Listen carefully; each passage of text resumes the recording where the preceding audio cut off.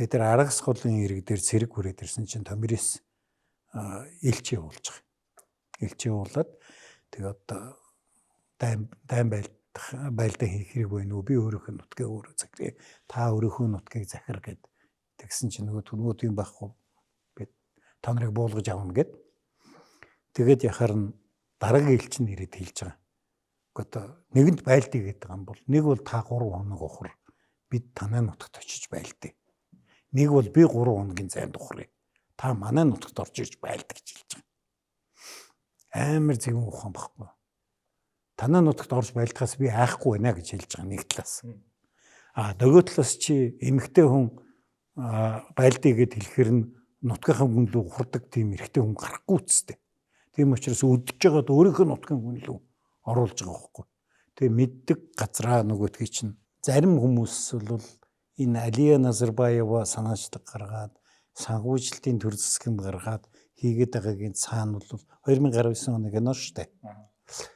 Назарбаевыг залгамжлах хүн эмэгтэй хүн байж болноо гэдгийг Казахын ард түмэнд ойлгуулах гэж хийсэн кино юм а гэж тайлбарлах хүмүүс би тэр үед одоо Казахын парламентын дарга байсан Дарига Назарбаева одоо энэ Казахстан улсын удирдлагыг залгамжилж болох юм а гэдэг санааг одоо ард түмэнд ухуулах зорилгоор хийсэн юм а гэдэг тийм бас тайлбар бас бий.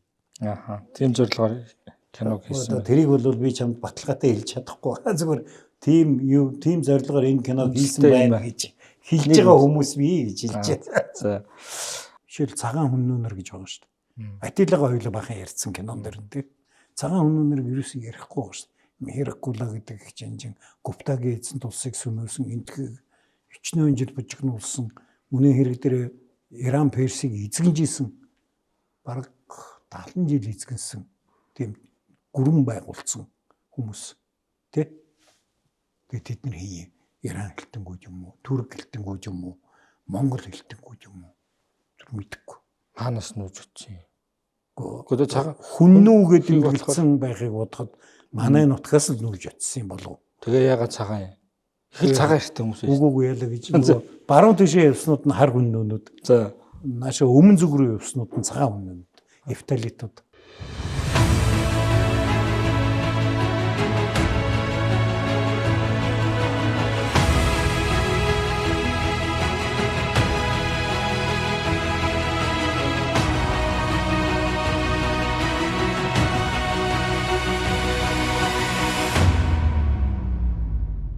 Сайн бацхан үс сонсогчдоо Монголын гигцэн түүх подкаст ээлж дугаар эхэлж байна. Нэвтрүүлэгтэй хамтран ажиллагч Denk Farm.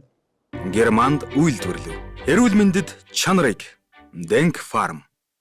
За өмнөх подкастад хэлснээр дагуу энэ удаад бид нар кино шүүмжээ нэг сараар урагшлуулж байгаа. Ямар очтой юм бэ гэхээр нөгөөдөр болох Мартин 8 эмэгтэйчүүдийн олон улсын баяр зориулаад нэг эмэгтэйчүүдийн за ус төрч эмэгтэй юу манлайлагч эмэгтэйн тухай дэлхийн түүхэнд одоо бас нэлээд нэрэн дурддаг таймерш гэж жинхэнэ юу дуудлагын гэлөө. Тэг ер нь одоо тэр энэ масагетууд гэж яригдж байгаа омгийн хэл нь одоо Иран гарлын хэл байсан. Перс Иран гарлын хэл байсан гэж үздэг. Тэгэхээр зэрэг Томирис гэдэг нөгөө грекийн түүхчид бичгтээ аваачиж Томирис болгоод дуудсан болохоос биш яг энэ хүний нэр нь бол Таймариш буюу царайлгаар гайхамшигт гэсэн утгатай үг хөөрхнөө гэх нэр байхгүй болно. Тийм гайхамшиг царайлгаа гэсэн үг нэ. Тий царайлгаараа гайхамшигт гэх юм да. Тийм нэр. Тачмарк персил мэдээд байгаа юм шиг. Эйгөө энэ нэрний тухай бас хөрхэн маргаанууд тухай үед бас явсан билээ. За. Тэгээд энэ юу гэсэн үг юм гээд яг тэгвэл нэг нь бол ингэж хэлсэн энэ S гэдэг нь грекүүд залгсан юм а. Тэрнээс биш эн чинь Таймариш биш Таймария гэхгүй юу гэж. Таймария гэх юм бол их баян гэсэн үг. Нөгөө одоо баянаараа гайхамшигддаг үг болчиход байгаа байхгүй. Нөгөөд бол үгүй наадах чинь Таймариш юм а гэд тэгэхээр царайлгаараа гайхамшигддаг үг болчиход байгаа. Яг аль нь ч үс их гоё нэрлэл юм байна л дээ. Гэхдээ үзэсгэлэнт л гэсэн үг юм байна. Одоо юу монголоор одоо янз бүрэл гоё хэлж болох. Ер нь бол эн чинь манай 90-ээс өмнөх 6 дугаар зуунд амьдарч ийсэн. Өөрөөр биднээс одоо нэг 2500 гаруй жилийн өмнө амьдарч байгаа хүн шүү дээ. Амьдарч байсан хүн шүү дээ. Тэгэхээр яг одоо Таймариш юм уу, Таймаря юм уу тэрийг баталгаатай мэдэх юм байхгүй. Зөвхөн одоо Геродот анх түүхийнхээ номыг бичгтээ энийг бол Томирис гэдэг байсан юм а гэж бичсэн. Тэгээд хүмүүс Томирис гэж хэлчихсэн л байхгүй. Энэ кино нэр нь ямар учиртай агуулгатай кино вэ? Хүмүүс үзээгүй гэж магадгүй гэж юу? Тий. Энэ Геродотын түүхэн дээр бичигдсэн домог юм байгаа. Энэ нь бол одоо Масагет гэдэг нүүдэлчин аймгийн удирдагч Томирис гэдэг одоо мундаг хатан хаан байжгаад тэгээ Персийн одоо их хаан Авва Кир гэдэг хаан тийч одоо Персийн эзэнт гүрнийг одоо бий болгож нэгтгэж одоо гаргаж ирсэн хүн шүү дээ. Тэгээ тэр нөхөр энэ Масагетуудын нутаг руу халдаад энэ Томирисын хүүг алаад тэгээ хүүг алахаар зэрэг Томирис юу Масагетуудыг нэгтгэж Персийн хааны эсрэг байлдаад тэгээд тэр байлдаандаа Кирийг алаад тэгээд толгойг нь тасдаж авчираад тэгээ бөнгөд юу цус дүүрсэн тулам авчираад чи их цус уух гэдэг лөө чи одоо хангалттай наадхыгаа уу гэж толгойг нь цустай тулманд дүрсэн гэдэг ийм домог Геродот бичиж үлдээсэн. Тэр киног юу яаж байгаа? Би кинон дээр тийм сцен гардаг л үгээ ба одоо айл шүү дээ юу л гэж. Төгсгөлд нь гард юм ба. Тэгээд тэр киног л одоо амлиулж гаргаж байгаа ийм кино л доо. Кино бол эдийн засгийн хувьд бол сүрэл болсон кино. Нэгдүгээр энийг улсын төсвөөс мөнгө гаргасан юм билээ. Хаана хийсэн? Казахстан. Яг гэвэл энийг хийсэн Акан Сатай билүү тэр Казахстаны киноны хариулагч хүн бол энээс өмнө энэ Томирисээс өмнө Томирис 2019 оны кино. Энэ киног хийхээс өмнө 18 он төрийн шагнал авсан өөр киноор. Би амар тийм мундаг төрийн шагнал авсан хүн дээр Назарбаевын охин хин Алия Назарбаева чод ийм гоё юу вэ? Идея вэ? Энийг кино хийгээд тэгээд улсын төсвөөс 6 сая хагас доллар гаргаж зараад чинь киног бол их л залхуун өрж үзсэн байх та бодвол 2.5 цаг хагас шүү. Тий билээ. Тэгээд тэгтээ нэг тийм үнэтэй хийсэн байх үндэслэл харагдахгүй гонстай. Тэгээд за одоо хоёулаа тэрийнч болио шиг одоо тэгээд олсон орлого нь би интернетээр уншиж хахад сая 500 мянган доллар олсон гэж л бичсэн байлээ. Тэгэхээр 5 сая доллар бол байхгүй болсон гэсэн үг. Хоёрдугаарт иранчуудын амар дургу хүргэсэн. Тий. Энэ кинон дээр чинь нөгөө энэ Масагетууд чинь яг туркууд шиг хувцслаад тургууд байхгүй. Тургууд болгож хувцслаад бүр эртний турк хэлээр хоорондоо яриад байгаа. Яг энэ кинон дээр бүр турк хэлээр яриад байгаа юм. Эртний тургээр. Эртний тургээр турк биш. Турк. Казак хэл бас биш байх юм тийм үү? Угаад яг казак хэл бол дараа нь тэр эртний турк хэлээс салбарлаж сүлд нь үүсч гарсан л та. Тэгээ одоо шинэ энэ дээр би барыг үзээд монголоор ч сүлдээ би ойлгооч байгаа юм шиг санагдаад манай санаа гэд би чи гэж байгаа юм. Манай санаа. Манай танаа л гэсэн үг шүү дээ тий. Тий, тиймэрхүү. Би чи гэсэн үгнүүд өвж лээ. Тий. Тэгээд юу тэр чи аргагүй л нэг турк хэл монгол хэл хоёр чи хоёулаа л алтай угсааны хэл шүү дээ. Тийм болохоор адилхан юм байх бах. Нөгөө иранууд боож өгч байгаа юм. За. Яг тэгвэл Масагетууд гэдэг чинь ер нь скифүүд. Скифүүд гэдэг чинь Иран хэлтэнгүүд. Тэгээд энэ түүхэн дээрээ болсон үйл явдал юу юм гэхлээр Иран хэлтэй нүүдэлчин аймаг Иран персүүдтэйгээ байлдаад суурин одоо адилхан нэг үндэсний нөхдүүд нэг нь нүүдэлчин нэг нь суурин тэгээ хоорондоо байлдсан тухай түүхийг авснаа казак маягийн болгоод төр мөргөр яриулаад тургууд энэ нутагт ирж сууршил бараг 1000 жил болно уу? Болоогүй. 1000 жилийн 1000 гаруй жил болно. дараа нь түргийн эзэнт улсын үе гэдэг чинь баг юу болно шүү дээ 7 дугаар зуун 8 дугаар зуун тий. Тэгэхэд энэ үед бол энэ скифүүд, сакууд, масагетууд гэдэг чинь нэг аймгийнхан багхгүй юу? Одоо Орос, Польш, Болгар гурлахгүй. Адилхан славянууд ч дээ тий. Яг тийм овг аймагуд.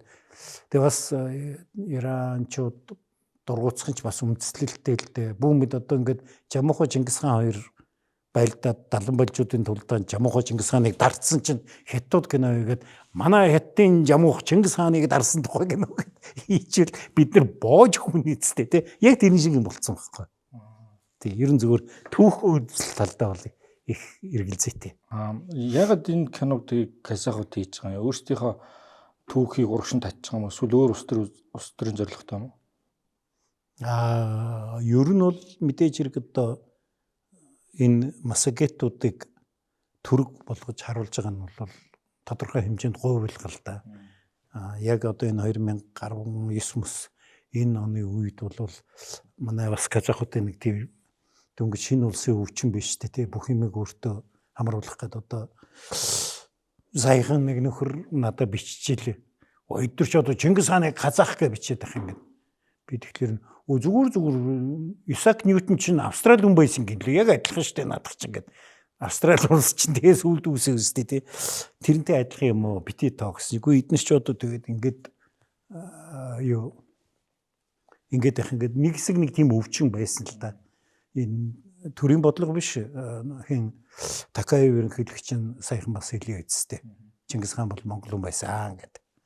Тийм болохоор зэрэг төрийн бодлого биш. Гэхдээ ийм хүмүүс байдаг шүү дээ. Манай ч гэсэн бас нэг юутай гарууд зөндөө байгаа шүү дээ тий. Хорвоо дэлхийг ерөөсө бүгдийг Монгол гэж тайлбарлчих гэдэг. Өөр нэг тайлбар бас бий. Зарим хүмүүс бол энэ Алия Назарбаева санаачдаг гаргаад санхүүжилтийн төр засгийн гаргаад хийгээд байгаагийн цаана бол 2019 оны кино шүү дээ. Назарбаевыг залгамжлах хүн эмэгтэй хүн байж болно гэдгийг казахын ард түмэнд ойлгох гэж хийсэн кино юм а гэж тайлбарлах хүмүүс бий. Тэр үед одоо казахын парламентын дарга байсан Дарига Назарбаева одоо энэ Казахстан улсын удирдлагыг залгамжилж болох юм а гэдэг санааг одоо ард түмэнд ухуулах зорилгоор хийсэн юм а гэдэг тийм бас тайлбар бас бий. Тийм зорилгоор киног хийсэн. Тэрийг бол би чамд баталгаатай хэлж чадахгүй. Зүгээр тийм зорилгоор энэ киног хийсэн байна гэж хэлж байгаа хүмүүс бий гэж хэлж байна. За. Өмнөд Хятадын халуун ширэнгээс Унгарын их тал хүртэл өргөн уудам нутагт 20 их аяндан удирдах 65 шийдвэрлэх тулалдаанд ялалт байгуулж дэлхийн түүхэнд анх удаа тэв дамсан байлдааны ажиллагааг төлөвлөн амжилтанд хүргэсэн Сүбэдэ Баатрын байлдааны арга барил агаар газрын байлдаан нэртэй НАТОгийн байлдааны стратеги болон хэрэгжсэн түүхтэй. Энэ гайхамшигт жанжны тухай доктор Отгонбаярын төрөвсөн Сүбэдэ бүтээл хэвлэлтээс гарч уншигч таны гар дээр ирж байна. Домог болсон Монгол жанжныхаа гээгдсэн түүхийг сонирхон уншаарай. Ер нь зүгээр энэ түүхэнд гарч байгаа масагетууд гэж ер нь хэр аймаг юм энэ улс гүрэн болоог юм уу газар нутгийн хэмжээ ер нь хэр хүч нөлөө бүхийн үндэстэн байсан. Ер нь бол масагетууд гэдэг бол скифүүд гэд бид тэгсэн шүү дээ тий. Скиф, масагет, сак гурав бол ер нь бол Орос, Болгар, Польш гурав юм а гэж яг нэг бас биш. Гэхдээ нэг үндэсний гурван одоо адилхан нүүдэлчт юм а гэж яриад байсан. Ер нь эднэр бол амьдарч ирсэн бүс нутаг бол магадгүй энэ баруун Казахстаны нутгаас эхлээд Хар тэнгисийн хойд ирэг хүртэл энэ тал нутагт амьдарч ирсэн овг аймаг. Эндээс одоо нөгөө Индо аричууд гэдэг нь тал тийшээ аричууд гэдэг чинь тэндээс тал тийшээ салбарлж нүүдэлсэн хүмүүс ч дээ. Тэгээд одоо эднэр бол Индо Иранууд нь масагетууд гэдэг нь. Индо аричууд гэж цаашаа бүр энтхэгийн хойгийг эзлээд хойд энтхэгт сурчсан бас нүүдэлчин үндэстэн байна. Тэ? Сакууд чинь сүүлдээ ингэж нүүдэлсээр яваад бараг Индонез хүрсэн. Тийм. Тий. одоо Индонезийн Ява арал дээр билүү хуанлигаа тоолохдоо сакийн тэдгүүр он гэж тоолдсон шүү дээ. Тийш сак нүүдэлчин сакгүй чи явсаргууд тэнд хүрсэн байхгүй. Тэгвэл нөгөө тэр үед тэнд хүрсэн чинь Ява арал дээр байгаа хүмүүсийг бодох юм бол амар өндөр хөгжилтэй хүмүүс очсон байхгүй да. Нөгөө юуны Төв Азийн нутаг гэх юм уу, Баруун Азийн нутаг гэх юм уу байж байгаад эдгээр чинь өөрийн шашин шүтгэлтэй болцсон. Тэгээд энэ нөгөө суурин хэрэгжлүүдтэй холбогдсоор байгаа энэ зүрийн шинжлэх ухаан мэддэг болцсон гэд бүр марзан юм хэлээ л да тий. Манай бурхан багшийн нэрийг юу гэдэг лээ? Будда Сиддхарта. Бас өөр нэг нэр бий. Будда Шагжамуни. Шагжамуни. Тий. Будда Шагжамуни гэдэг нь чи санскритээр унших юм бол Сакьямуни гэж хэлж байгаа. Сакьямуни. Сакийн мэрэгэн хүн гэсэн үг. За. Тэгэхээр бурхан багшийг төрүүлсэн хааны үү штэ бурхан багш маань. Тэр хаан Сакийн хаан байсан бол таардаг. Тэр овгийн. Тий. Яг тэр хойд энтгэгт юм уу балб энтгэгийн хил дээр нэг ван тулс байгуулчихсан Сакийн аймаг байсан байх бас байж болно.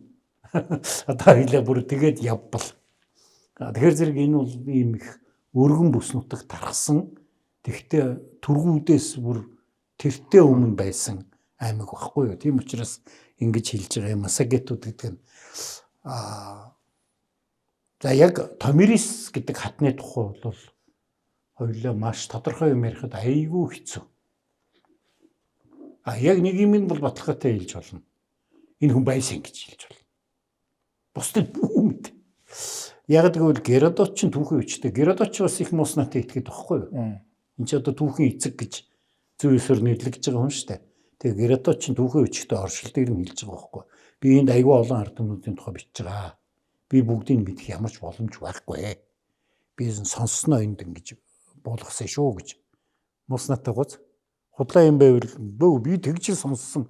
Чи дөр хэлсэн хүнээс нь мягмар сүрэнгээс очиад асуухгүй. Худлаа ярьсан бол мягмар сүрэн худлаа ярьсан болохоос би худлаа яриаггүй гэж хэлээд байна шүү дээ. Тэр хүн чинь.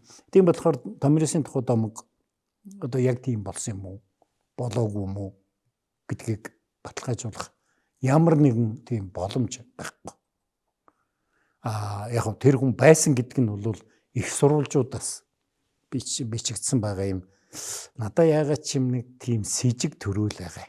Грек Перс хоёр ч айгүй муу үе штэ. Геродотын үе гэдэг чинь. Хэдвэр одоо энэ чинь Геродот чи илүү 2 дугаар зам болов манай өмнөх. Тэр үед чинь бүр 2-оос ч өмнөх хаа. Тэр үед чинь Геродот чинь юу 4 дугаар зам баха. Одоо энэ Томирисоос хойш 200 жилийн дараа амьдарч байгаа хүн. Тэр үед чинь нөгөө Грек руу байнга өнгөрцдөг нөхдөөчин Персүүд ч штэ. Дарий, Ксеркс тэгээ хоёлаа нөгөө 300 Спартчууд маа. Айгу тий.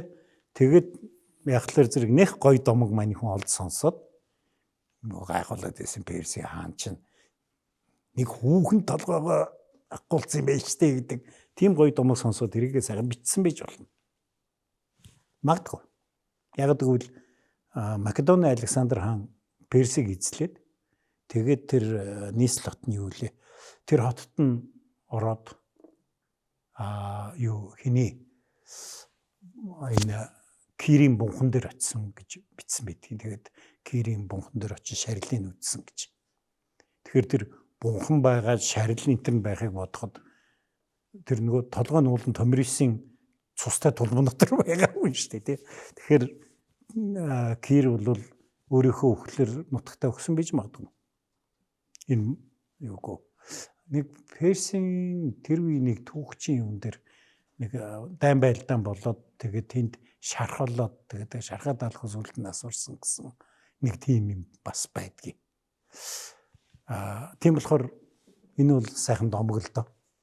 Масагетууд тэгвэл энэ дээр гарч байгаа хүмүүс бол масагетууд биш. Энэ түргүүд хувц хунрын түргүүд.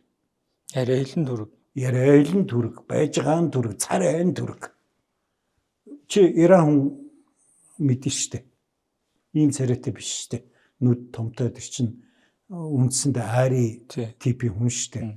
Энэ дээр бол ингээ оничод яг сайхан монголчууд төрхтэй түргүүд яваад байгаа үсттэй. Тэгэхээр зэрэг юу тэр бас иранчууд их дургуутсаад байгаа нь та нар ингэ түүхгүй боллаа гэж их дургуутсаад байсан л та. Тэр үе Перс гэдэг нь юу масагитүүд байлгүй дээ. Эзэнт гүрэн. Юу тийм. Гэхдээ эн чинь нөгөө Медийн хаант улсын харьяанд байж байгаа Персүүд чинь анх Медийн хаант улс гэж байсан тий. Медийн хаан Крес гэж одоо эртний дэлхийн техник түүхэнд Крес шиг баян энтер гэж яригддаг тийм хүн байсан байхгүй. Тэгээ тэрний мэдлэлд байж байгаад энэ Кирийн үед тэрний мэдлээс гараад Персийн хаант улс чих хүчрхэгжээд бүр бараг Египт хүртэл дайн дажин хийгээд эзлээд төрөмгийлээд энэ Кир бол бас авгаа жанжин байсан л да. Хоёрдугаар Кир гэдэг нь ямар ч юм. Тэрний өмнө дахиад нэг Кир байсан. Дахиад нэг Кир улсаа байгуулж исэн Кир бий л дээ. Тэгээд энэ авгаа жанжин чинь эргэн тойрныгоо бүгдийг дарж дийлж ийсэн аа. Ер нь энэ хоёр талд нэг хэсэг нүүдэлчт байна гэд дайнд явсан юм шиг байна. Ер нь Геродотын бичсэн ном би зүгээр энэ киног харчаад дотроо бодож ийсэн. Нэгэнд ингэ хийх гэж байгаа юм бол яг Геродотын домгоор хийчихгүй тий. Тэрнээс ингэ заавал хийшин тийшин гуйлах ямар хэрэг байсан бол доо гэж. Яг гэвэл энэ дээр гараад байгаа Спаркапис гэдэг одоо Томирисын нөхөр болтой юм шиг байна. Түүхэн дээр бол Томирисын нөхрийн тухай нэр ус гэж хадгалагдж үлдсэн юм байхгүй.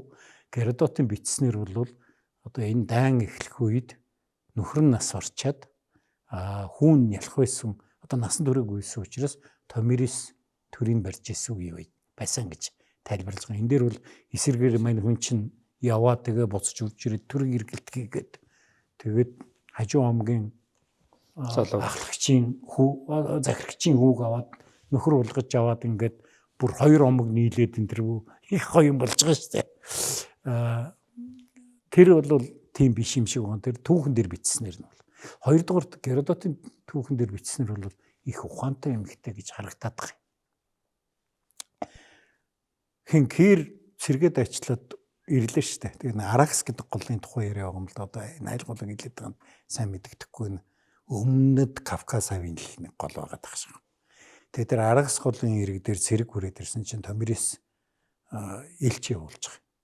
Элч явуулаад тэгээд одоо дайм байлдаа хийх хэрэг байна уу? Би өөрийнхөө нутгийг өөрөө захираа. Та өөрийнхөө нутгийг захир гэд тэгсэн чинь нөгөө тийм байхгүй. Би та нарыг буулгаж авна гэд. Тэгээд яхаар нь дараагийн элч нь ирээд хэлж байгаа. Одоо нэгэнд байлдъя гэдэг юм бол нэг бол та 3 хоног ухар бид танай нутагт очиж байлдъя. Нэг бол би 3 хоногийн зайд ухръя. Та манай нутагт орж ирж байлдаг гэж хэлж байгаа. Амар зэгэн ухаан баггүй. Танай нутагт орж байлдахаас би айхгүй байна гэж хэлж байгаа нэг талаас. Нөгөө талаас чи эмэгтэй хүн байлдъя гэд хэлэхэр нь нутгийнхаа хүн лөө ухардаг тийм эрэгтэй хүн гарахгүй үсттэй. Тийм учраас өдөж байгаад өөрийнхөө нутгийн хүн лөө оруулж байгаа байхгүй.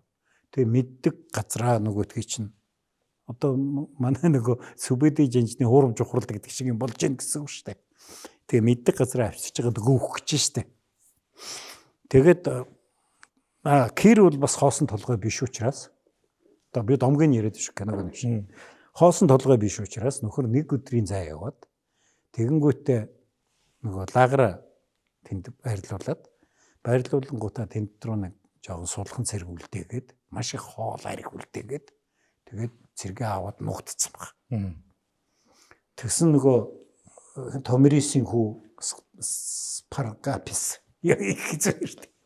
За тэр нь толгой цэргийнхэн 3-1-ийг аваад довтолж орж ирэхгүй юу. За тэгсэн тэнд нь өөрхөө нөгөө жоохон сул цэргийн анги үлдсэн юм чинь нөгөөдөл чинь дор нь усч хаяад тэгээд лагер руу ороод ирсэн чинь амар их хоолунд амар их арх дарс те бас нэг юм хэлэх хэрэгтэй эдгээр чинь нүүдэлчд одоо дарс мэдгүй хүмүүс арх бол энэ үед ууж хийж ууж исэн гэдэг бол тодорхой.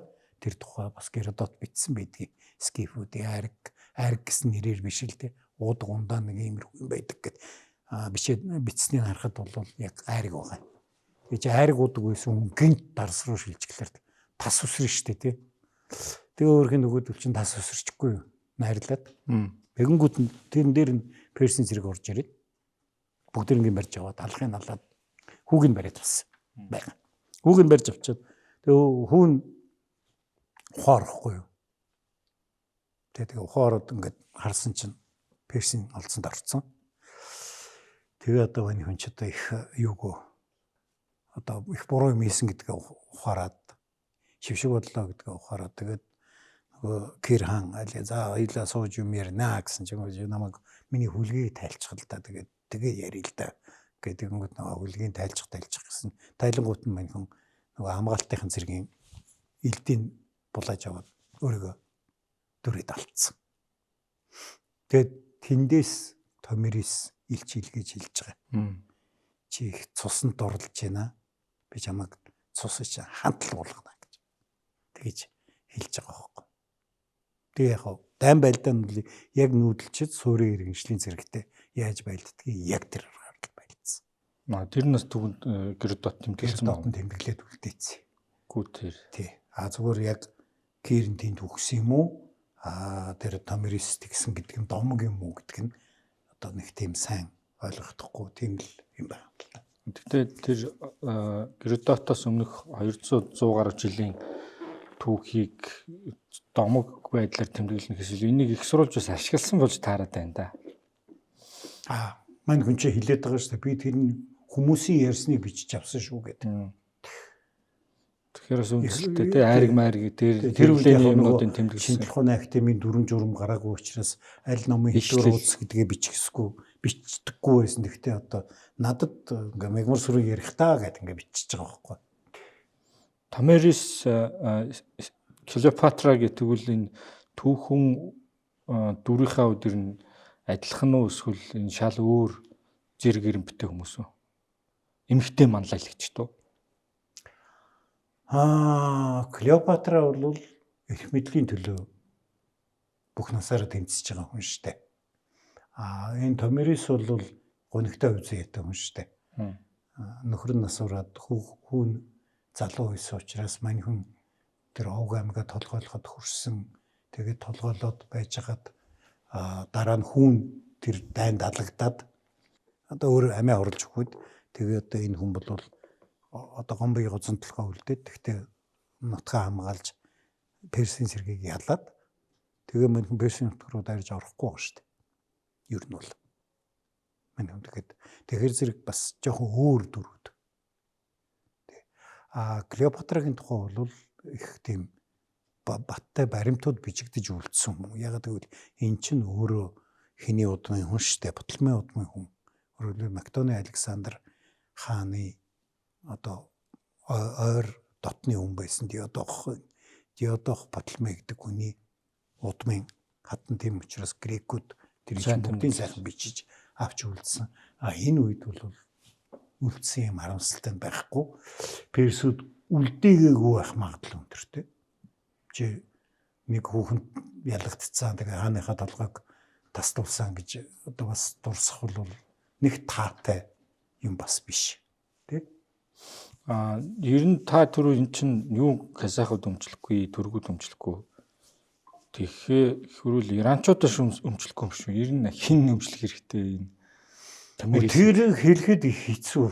Би юм одоо энэ сакууд, масагетууд гэдэг сакууд нь бүр Индонез хүрсэн гэхээр ер нь хүсвэл яаварлаас эхлээд Дунай мөрөн хүртэл хинж өмчлөх бас боломжтой.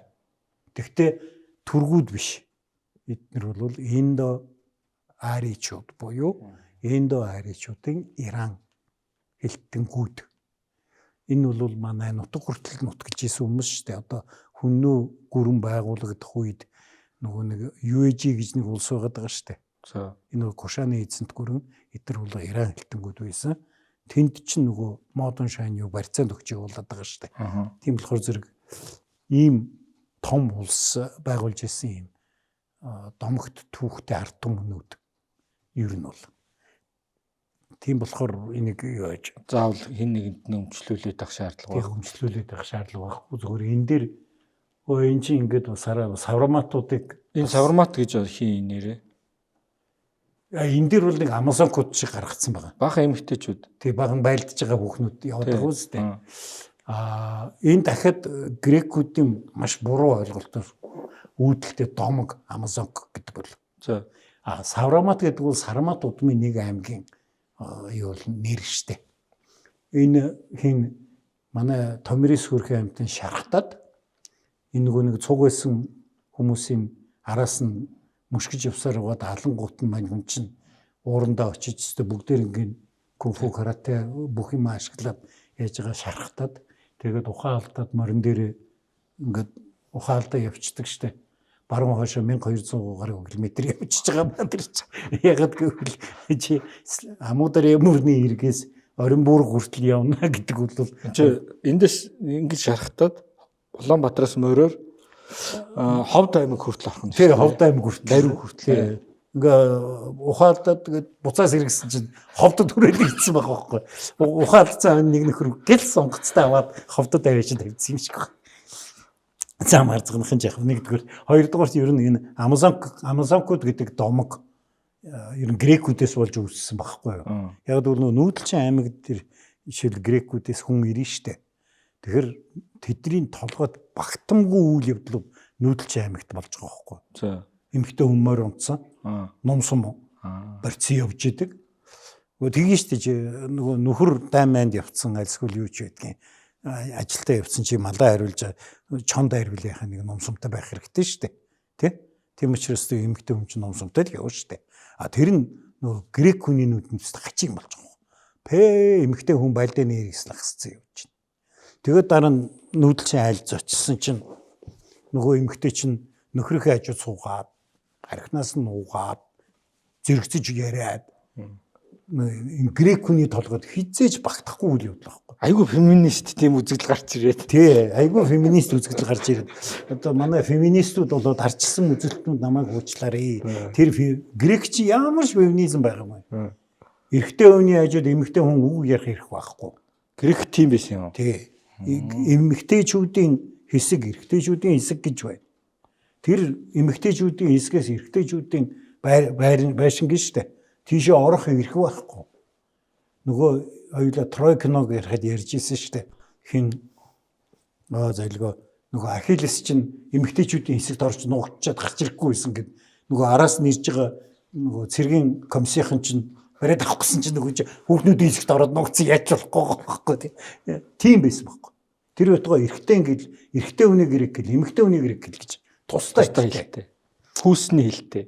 Хүүсээр ялгаад. Тийм хүмүүст чи хараа юу энэ нөхрийг хайж суугаад арх уугаад үе энэ яста баялаар садарсан мөн өстой нэг завхарсан нөхдүүд байна гэдэг дүгнэлтэйгээд тэгээд тэр Амазонкууд чинь тухайд гэж утсан байхгүй. Өө тэр ерөөс бүр амар нөхөр мөхрийг бол зүгээр аваад эгчдэг төрөндөө ийчдэг өстой нэг задарсан тэгээд ямар одоо ёс зүггүй нөхрийн хажууд төрүүлж ярьдаг стоныг бүтэхгүй хүмүүс ингээд тэгээд Амазонкууд гэдэг домог ер нь бол Гомерээс эхэлсэн штэ. Яг л нөгөө Трой хотыг бүсэлж яхад Ахиллес чинь Амазонкуудын хатан хаан хэн блэ? Персинеяч үү, Барсипеяч үү. Тэрийг алаад тэгээд тэр их гоё домог чинь грекүүдийн донд тардсан. Тэрнээс биш яг хоо мэдээж юу нүүдэлчин эмгтээчүүд бол энэ чинь нумсамараа харавна. Хэрэгцээтэй бүр амин тулсан үед бол бас нутаг нугаа хамгаалж байлдээ штэ. Нумсам харуулж чадж байгаа юм чи тэ. Яг бас нөгөө байлдааны хэрэгсэлтэй орчуулсан эмгтээчүүдийн бурш бол олддог. Одоо манай Эрдэнэтийн хажууд байгаа Айргийн гоцгороос 2 эмгтээний бурш олдсон штэ. Байлдааны ээж өргөн хэрэгсэлтэй ингээд оршуулсан. Тэгэхээр тэр бол юу гэдгийг одоо энэ кинонд гарч байгаа шиг эмгтээчүүдийн тусгай отряд байсан гэсэн үг бас биш л дээ. Магадгүй нөхрүүд дайнд явцсан байхад нутаг бэлчээрлүүн дайсан халдвал тэрний эсрэг тэмцлийг хэн зохион байгуулах юм? Хөрхөө тэр үлдсэн хатан л зохион байгуулна шүү дээ. Тэ? Номер 2 юм чи аймгийн. Тэгээд тэр хатан чинь зохион байгуулж байгаад магадгүй алагдцсан бай гэж бодъё. Тултанд тэгвэл одоо энэ хүн чинь байлдааны үүрэг гүйцэтгэж гэж явж байгаад нас орсон хүн байгаа учраас тэр чинь байлдааны ээж үргэлжлэлтэйгээр оршуулна штэ. Тэр бол өдөр болгон нумсан магсаад тэгээ энэ дээр гарч байгаа шиг ингээд үүшүү карате сураад сталж игж байгаа гэсэн юм байхгүй. Ерөн зүгээр хөрхий энэ үеийн эмэгтэйчүүд гэдэг бол үндсэн функц нь бол хүүхдэд төрүүлэх өсгөх асуудал шүү дээ. Мулаан нарах юм шүү. Яг мэдээж одоо юу гэдгийг тэр олон эмэгтэйчүүд дунд нэг тийм ганц нэг гаж үзэгдэл бол заавал байж л таарна шүү дээ. Мулаан бол одоо тийм үзэгдэл тэр дундаа хятад бол хоёулаа тэрийг нэг тавгаж бүсгүй байсан тухай. Энэ бол ерөөсөө хятад хүн биш. Нүүдэл шууд минь тавгаж өсгөө гэж. Нөгөө талаас чи ер нь байна шүү дээ. Энэ үеийн нийгэм гэдэг бол хамгийн чухал үүрэг бол нөхөн үржих. Эмэгтэй хүний үүрэг. Гэхдээ ер нь энэ аймгийн үүрэг. Ягаад гэвэл чи байна шүү дээ. Эмнэлэг чамд байхгүй. Орчин үеийн ангаах байхгүй. Нэгдүгээр хүүхдүүд чинь айгүй бол тал нь өстлөө өвхөд дуусна. Яг чамд юу байхгүй хамгийн сайн эмчилж байгаа нэг бөө орж ирээд ингэ шүү дээ. Өөр юм байхгүй. Хоёрдугаар дайн байлдаан ихтэй. Хүний гар цохирол ихтэй. Тийм учраас ер нь одоо сайнаар бодох юм бол эмэгтэй хүн зогсоогоо төрж явах хэрэгтэй байхгүй. Тэгээд нэг аль 10 хүүхэд ороо иж байж явах хэрэгтэй. За тэгээд тэрний 5 одоо үхэн өвчин зовлон мөрнөө сунаач гэдэг юм уу ингээд үхээ тэгээд үлдсэн 5 8 үлдэн 5-ын 2 нь дайнд үхэн гэдэг юм уу ингээд бодох юм бол эмэгтэй хүн бол юу ингэж энд үүшүү карате хийгээд энэ хоризмын тосгон дээрэмдэд явж идэг юм зав. Нөхрүүд нь хайцсан. Мал хариулж байгаа юм уу яаж? Гэр орноо цэвэрлээд сууж байгаа юм уу тий? Тэгэхээр зэрэг энэ зүгээр амазонкууд гэдэг бол домгол байхгүй юу? Мэдээж нүүдэлчин эмэгтэйчүүд бол хэрэгцээ гарвал байлтна. Тэрнээс биш өөрхөө эдрийн чинь үндсэн үүрэг бол гэр орноо авч явах, өөр хүүхдэд төрүүлэх. Нөхрийн эзгүүд өөр хүүхдэд өсгөх. Одоо манай Монгол эмэгтэйчүүд дээр үед ямар үүрэгтэй байсан яг л тэр байхгүй. Германд үйлдвэрлэв. Эрүүл мэндэд чанарыг Denk Farm. Энэ киноны гол дүр болох Тамирисийн хувьд юу юм аа? Яг ийм хатаан байсан. Тэгээд ер нь яаж хатаан болсон? Би чамд Геродотын бичсэнийг бол хэлсэн шүү дээ. Энэ хүн бол нөхөр нь нас ураад хүн насанд хүрээгүй байсан учраас төр зур одоо хааны үүрэг гүйцэтгэгч байсан хүн багхгүй. Яг тэр би бол баг кир бол тэр одоо завшааныг ашиглаж дайрсан болов гэж бодоод байгаа. Эмэгтэй хүн байгаа. Эмэгтэй хүн өдөрж байгаа. За энэ хүн бол бүгдийг одоо юу яаж чадахгүй тий. Бүгдийг нийлүүлээд удирдах чадахгүй. Тийм учраас яг ийм үед нь одоо энэ улсыг эзлээд авчиг гэсэн тийм бодлоор дайрсан байх. Гэтэл одоо тэр Томирис маань бас тиймч бас сул эмэгтэй биш байсан учраас энэ хэр талын овгаануудыг нэгтж жагаад тэгээд хэнийг кирийг бол амжилттай бүтнэр гэсэн гэж дахиад хэлээ домог. Гэрада зохиодсон ч үеж магадгүй. Тэгээд зохиолыг ихээр чинь түүхэн шүмж шулчаад шүү дээ. Гүг би бол энийг ягаад бас миний чи хүмүүс санал болгоод байсан. Тэгээ энийг бас ягаад ярих нь зүйтэй гэж бодсон гэхлээр нэг тийм за нэг казахуудын түүхийг булаах гэдэг гэж байгаа ч биш. Яаж булаах вэ? Угаасаа эн чинь олон мянган жил судалсан түүхийг бол булааж болохгүй шүү дээ. Яг тодорхой хэмжээний хүмүүсийн тархийг угаавал угааж болох байх. Тэрнээс булаана гэсэн ойлголт бол байхгүй. Гэхдээ энүүгээр дамжуулаад ер нь энэ нүдэлчэд тэдний гүйцэтгсэн үүрэг. Хоёулаа дандаа нэг монголчуудаа л яриад байгаа шүү дээ. Тэгээд монголчуудын өмнө бас нэг юм адилхан хүмүүс байж байгаад тэр байтугай чи баг Шакягийн тоолол гээд тоолол хүртэл бүр Индонезийн Ява арал дээр авчиад өгцөн гэхээр эдгээр чинь хоосон биш. Боловсралгүй биш. Тэнийг биш хүмүүс байгаад байгаа. Бүр тэгээд ингээд сайн ярил одоо эдний айгүй олон эзэнт гүрнүүдийн түүхийг бид нар мэдэхгүй. Жишээл цагаан хүмүүнэр гэж байгаа шүү дээ. Атилага хоёулаа бахан ярьсан кинон дэр нь тийм. Цагаан хүмүүнэр ерөөсөө ярихгүй байгаа шүү дээ. Мехракула гэдэг хичээнжин Гуптагийн эзэнт улсыг сүнөөсөн энтхийг хичнээн жил бужигнуулсан үнэн хэрэг дээр Иран Персийг эзэгнжсэн бараг 70 жил эзэгнсэн тийм гүрэн байгуулсан хүмүүс тий. Тэгээд тэд нар хий Иран хэлтэнгүүд юм уу, Түрк хэлтэнгүүд юм уу, Монгол хэлтэнгүүд юм уу? Тэр мэдэхгүй. Хаанаас нүүж утсан юм? Гэхдээ цагаан хүннүү гэдэг хэлсэн байхыг бодоход манай нутгаас л нүүж утсан юм болов. Тэгээ ягаад цагаан юм? Их л цагаан эрттэй хүмүүс шүү. Үгүй яла гэж нөгөө баруун тишээ явснууд нь хар хүннүүд. За Нааша өмнө зүг рүү явснууд нь цагаан хүннүүд. Эфталитууд. харин ягаад? Ягаад? Царайны Мэдэхгүй тэрийг мэдэхгүй нөгөө хоорондоо тэмцэлдэл би харин тал чи цагааны тал гэсэн юм. Одоо бид нэр чи улаантан би цагаантан гэд балетад идэхтэй яг адилхан л байхгүй. Яг түүхэн дээр Томирис ялчаад Кир хааныг хөнөөчүүд Персиг бараг эзлээ авчихар лээсэн юм шүү. Түг бүр одоо эн чинь дэлхийн хаан болоод юун Клеопатрагийн дээш тим түүхэн үлдэхэр байсан юм шүү. Тий, энэ кинон дээр ч гэсэн тэгэд төгсгчлээ тэгээд Перс рүү явахгүй нутагтаа л эзэн бай гэсэн утгатайгаар Геродотын домог дээр бас нэг тиймэрхүү төгсгөлтэй байгаад байгаа. Яг бодит байдал дээр юу болсныг мэдэхгүй. Би бол тэр үед одоо ямар нэгэн хаан хатан хаанч байна уу байжгаад дайснаа ялчаа цаашаага орохгүй байна гэдэгт бол итгэхгүй. Зүгээр л энэ байлдаа нь бол хоёр талаас хитрхи их цус урсгасан дайн болоод тэгээд цаашаага давших чадалгүй л болсон байх гэж хувьдаа бодож байгаа.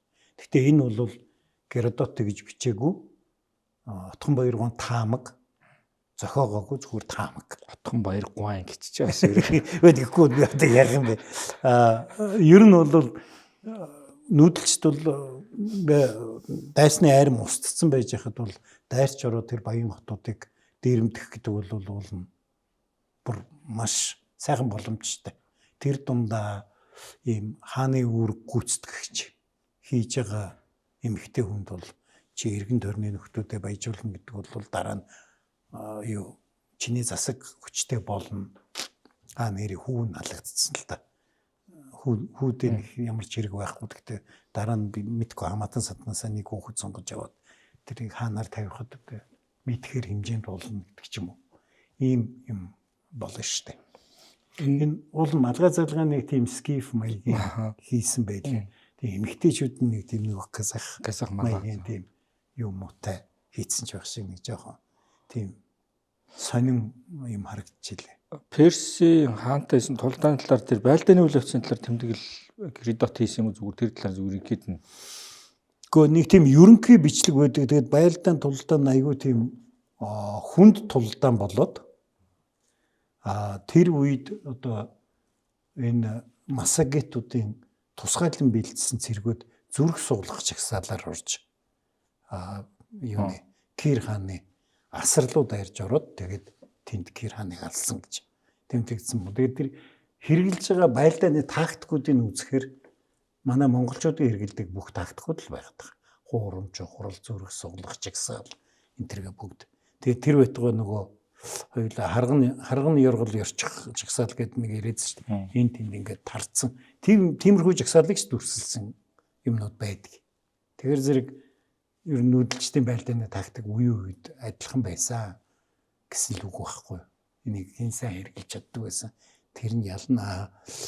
Кир хаан бол нэгдүгээрт өөрийгөө асар мундаг гэдэгт эргэлзэхэ байцсан одоо бараг бүх тайснаа дарцсан юм шүү дээ. Тийм болохоор энэ муу хэдэн нүүдэлчид ер нь юу болдгийг гэсэн бодлоор орцсон байх. Хоёрдугаар Персийн зэрэгчийн ихийг явган зэрэг шүү дээ. Тэгээд морин зэрэгтэй байлдан нөгөөх нь та нар тэгвэл манай нутагт ороод 3 өдрийн газар яваад тэгээд нутаг дээрээ байлдъя гэдэг нь бол нөгөө явган зэрэг чинь сунгаж ягаад тэгээд мэдхгүй газар авчиж ягаад яг устгах тактик явж байгаа байхгүй. Тэгэхээр хэрвээ энэ Геродотын бичсэн үнэн бол энэ бүсгүй бол асар ухаантай бүсгүй байсан гэсэн үг л байхгүй. Эсвэл энэ хүний хажууд асар ухаантай цэргийн жинжин байсан гэсэн үг. Энэ тактикийг боловсруулж өгч байгаа. Ер нь нүүдэлчдөө мэдээж одоо тэр өстө түүхэн баримтанд тань хэлж байгаа байдаг баг. Гэхдээ скиф бүтээ Монголын одоо өв угсаатнууд харьцаж байсан юмнууд мэдээж байдаг бол одоо шинэ Монгол өчгийг авсан уг гарал нь скиф хөдөл гэдэг шүү дээ. Гэхдээ одоо соёлын харилцаа, юу шашны ш- харилцаа. үгүй байлгүй яах вэ тий. Одоо тэгэл хүннүг үеэс эхлээл UEG гэдэг Кушаны эзэнт гүрэн байж штэ. Эн чинь Иран хэлтэнгүүд штэ. Кушаны эзэнт гүрэн гэдэг чинь бас л адилхан нүүдэлчин улсууд байж хагаад тэгээд эн чинь хүннүг гүрэнтэй хил залгаж оршиж байгаа учраас модонг тэнд одоо барьцааны хүн болгож явуулаад байна штэ. Эцэг нь түмэн шайнууч.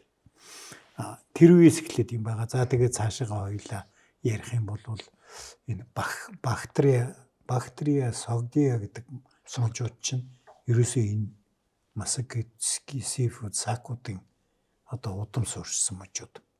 Энд тэр Иран хэлтэнгүүд чинь байршаад эднэр чинь гол худалдааг одоо их талаар дамжиж байгаа худалдааг эднэр дамжуулж наашин цааш нь явуул зохицуулдаг хүмүүс байсан. Эднэрээр дамжиж манайд Зарастризм манийхэн шашин нэвтэрж орсон. Яг тэгвэл энэ үеийн эднэр чинь бүгдээрээ манийхэн шашинтай хүмүүс байхгүй. Ер нь бол. Тийм учраас яагаад эдний худалдаачид их талд их амжилттай яваад байна гэхээр өөрснөө юу нутахгүй. Өөрснөө нүүдэлчдийн удам одоо бактерийн согдын худалдаачид гэдэг чинь.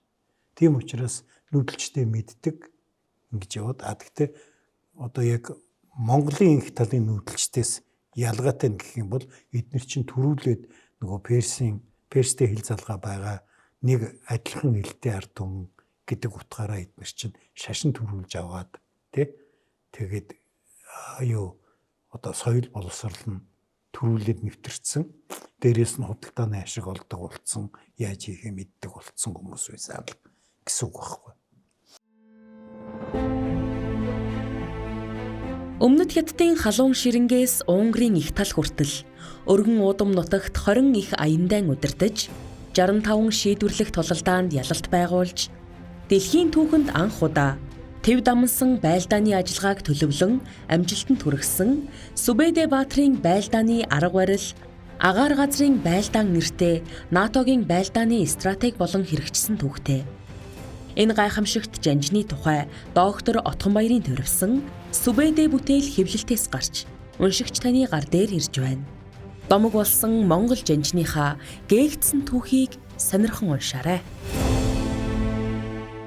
Энэ хаан болон Персийн хувьд ер нь энэс хойш юу болсон? Масагету тэгэл тараад алга болсон. Энэ хат ер нь яасан? Нөгөө тэгээд хаттан цаашаа яасан бүү мэд. Геродот юм бичээгүй. Тий. Одоо ямар ч хамт үе зохиож ярилтэй юм биш. Геродот юм бичээгүй юм чи яах юм? Нэр тоглож дараа нь тас зарим зүйл зохиол энийг зохиол яриад өгч шээ. Тэгээд дараа нь энэ түүхийг бол Страбон, Кассиодор, Йордан гэдэг олон түүхчд бичсэн. Гэхдээ тэд нар бол Геродотоос аваад тэрийг янз янзаар баяжуулаад зарим нь хасаал зарим нь нэмэл бичээд исэн болохоос биш. Тэрнээс цаашаа бол ер нь бичээгүй. Гэхдээ энэ бол эртний дэлхийн дахны түүхэнд бол айгүй тийм түгээмэл домог болж хувираад. Тэр чинь амар сонирн бохгүй. Нөгөө гэрийн эмэгтэйчүүдийн мухраас гарч болохгүй эмэгтэйчүүд чинь тэр хааны нөө баахан хээр тал газар хатан хаан болоод хатан хаан болонгуудаа бүр нөгөө амар кир хааны чинь буцхаход ингээд эн чинь нөгөө грекүүд бол амар гоё домог гэж хүлээж аваад тэгээ тэр нь айгүй хүчтэй тарахад явчихсан. Ийм сүулт эн чинь урлаг мурлагт бол айгүй их тийм ихний Томирисийн дүрийг айгүй их бүтээсэн шүү дээ. Европынхан. Энэ нэг талаас бас тэр нэг эмгтэй хүний одоо юг те юг гэх эмгтэй хүний одоо олж болох эрх мэдэл зэдлийг харуулсан учраас эмгтэй хүний манлайллыг. За манлайллыг тий. Манлайллыг харуулсан түүх учраас бас их сонирхолтой. Тийм түүх байхгүй. Ингээ персүүд нэс. Ингээ дөхөд алгуулчих юм. Гүг мөхөж алгуулаагүй. Тэгээд персүүд чинь цаашаага үргэлжлээд өөрийн гэсэн эзэнт гүрнүүд нь буцаж сэргээд ингээ явна. Ер нь Македони Александр Персийн эзэнт гүрнийг эзэлтэл Перс ч бол их хүчрхэг эзэнт гүрэн болоод энэ чинь дараа нөгөө нэг Дари хаан, Дари 1, Дари 2 Ксеркс энэ гэдэг хадууд чинь ноёлоод грекийг дарамтлаад гэдэг энэ бүх үйл явдлууд бол нөгөө түүхэнд бичигдсэн гормоор явна л да. Энэ тухай нөгөө Спартан 300 нэг ярьж таархан дээ тий. Ярьж болно шүү дээ. Одоо яг зүгээр юу нэ дахиад л нэг домгол яриад. Энийг яг би сонгоод авсан гэхэлэр энэ тийм сонин түүх үлж байгаа. Хоёрдугаар 300 спартчуудыг ирвэл хоёулаа дахиад зүгээр л грек перс тий тэдний дайны тухай ярина. Тий. Тэр кино ягаад тэгж их мундаг болсон юм? Ер нь бол юу штэ тэн дээр ер нь олон улсын хэмжээний нэг ч од байхгүй их төрсийн нөгөө компьютер графикээр хийсэн кино штэ тий амар хямдхан хийсэн кино байхгүй. Тэг чист амар алдарт гарсан штэ тий чи яагаад гэж бодож байна? Нүт өрнөд дорныг дарж штэ. Цаад үзэл суртал нь. Үзэл суртал. Чи сая дорнодын цэрэг ирэхэд 300 өрөндийн цэрэг сууж байгаа. Ингээд ч юм. Тий. Дорны ч байгаа тий персүүдийг л хэлвэ. Дорнод. Тийм. Одоо сая цэрэг илгэх болсон. Азад хэм бэ? Перс. Сая цэрэг илгэх улс Азад хэм бэ? Хятад байна. Тий. Энийг нэг байж болох юм байна тий. За магадгүй тийм энтгэх чи бол хятад бол үзэл суртал хаанаас явж байна. Тэгээд нэг тийм хамгийн орчин үеийн зэвсэг хэвсэгтэй 300 зэрэг хаанаас ирж болох уу? Амар ойлгомжтой байгаа үстэй тий. Хин хэнийгээ дарах вэ гэдэг. Энд чи үзэл суртал шүү дээ. Бүр энэ шиг ингэдэг юу байгаагүй л дээ. Муш гэж гуйлаагүй л дээ. Харин гуйлсан кино шүү. Яг домгон тийм домг юм чи. Угаасаа яг домгоор хийсэн юм тий. Тэр байтугай тэр Леонидас хааны ч оршуулсан булшин юм байгаа. Грект байгаа. Тий. Гэхдээ тэрийг дараа нь хийсэн булш юм уу? Нэрээ яг Леонидасын булш юм уу? Би тэрийг мэдэхгүй шүү.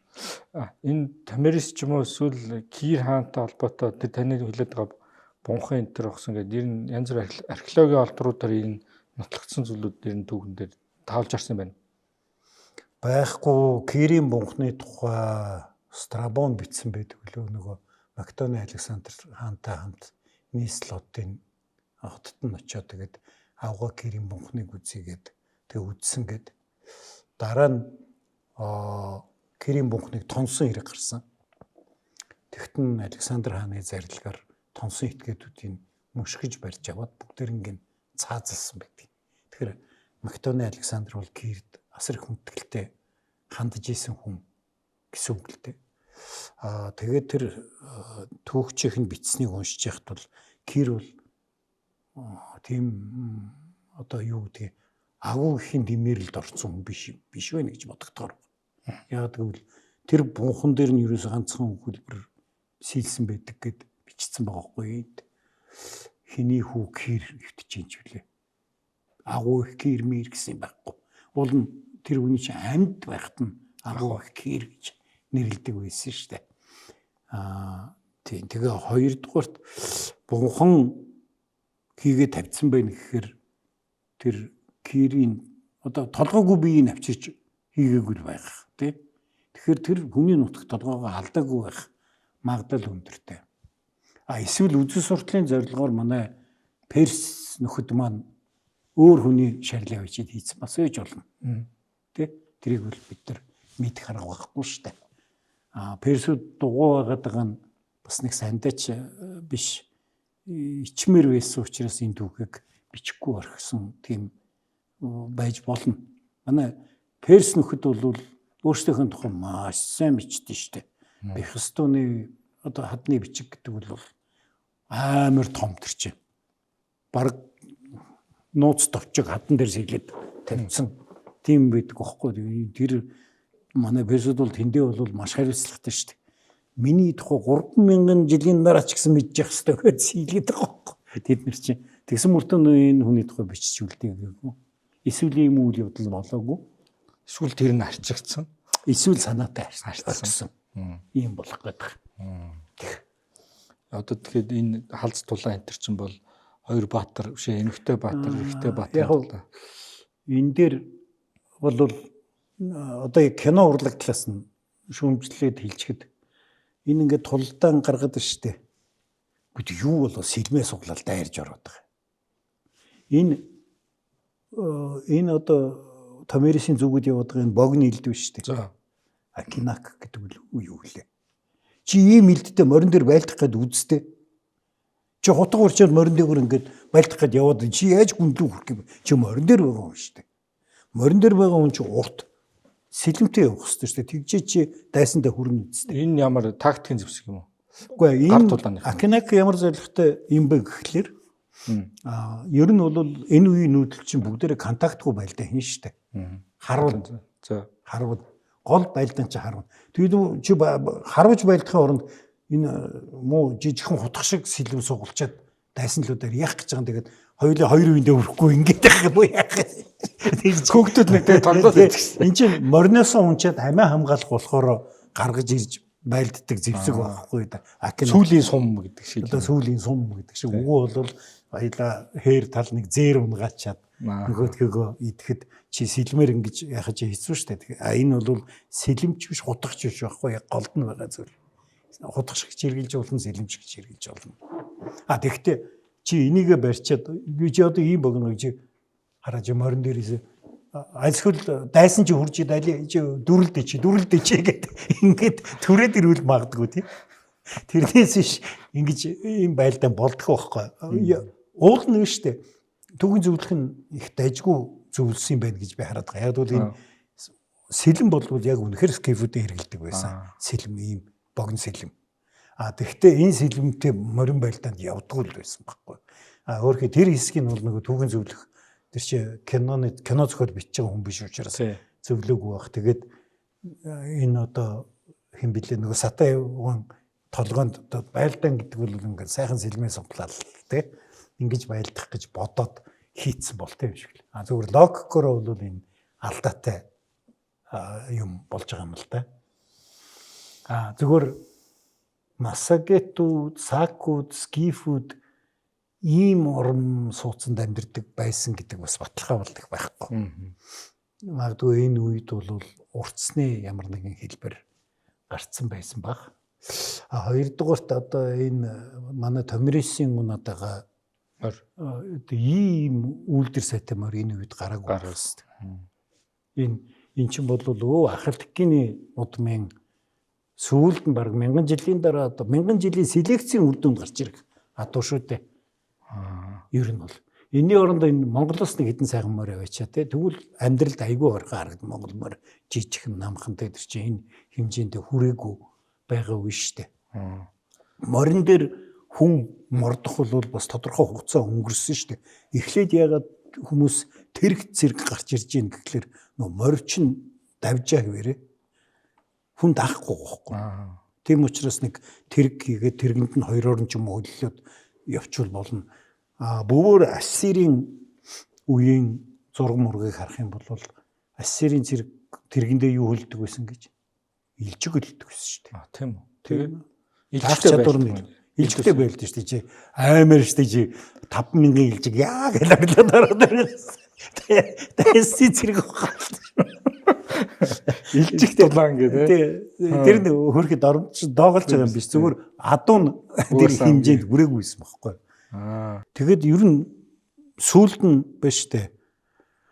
Нүдэлчдийн нэг ингээд довтлогоо явахдаа би чамд нөгөө дорн зүгээс өрн зүг рүү явдаг гэд яриадсэн шүү дээ. Тэгээд ягаад Туркийн тийшээ одоо Бага Азийн Ираны хойг руу юу нэвтрэхэ болсон бэ гэдэг юм бол тэр хавцаа ч нөгөө юу тариадаг болсон.